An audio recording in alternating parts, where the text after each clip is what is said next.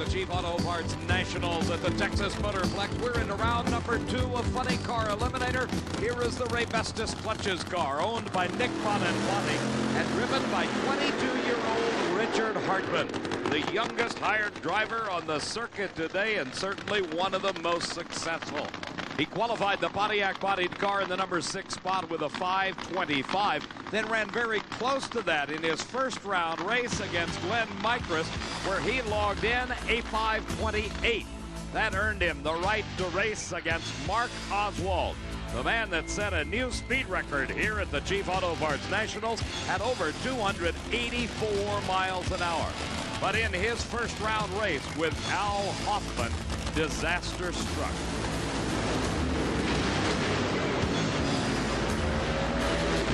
In the single most violent engine explosion I have ever witnessed, Mark Oswald was like a billiard ball on a pool table, caroling off the concrete guardrails at the Texas Motorplex until the car dragging the parts and pieces behind it finally came to a stop.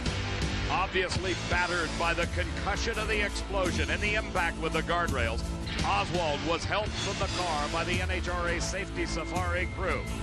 The vehicle itself, after the initial fire and explosion, was nothing but a rolling chassis. As we look again, you can see where the problem started for Oswald. A part broke in the valve train. That allowed a cylinder to fill with fuel. The engine hydraulic and exploded into that giant fireball. The safety requirements demanded by NHRA certainly proved beneficial for Oswald. With the chassis sideways in the racetrack and Mark wrestling for control, the car slammed into the guardrail with heavy impact. Mark knocked from side to side in the roll cage. Steve Evans was there.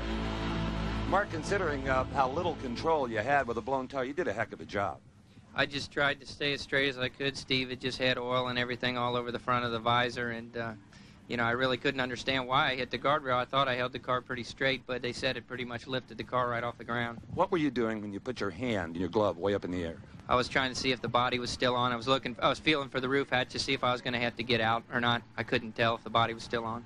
Well, banged up a little bit, but basically you're okay? Yeah, we'll be back. I'm fine. A courageous young man, Mark Oswald, will be looking for him and the Motorcraft crew out at Pomona.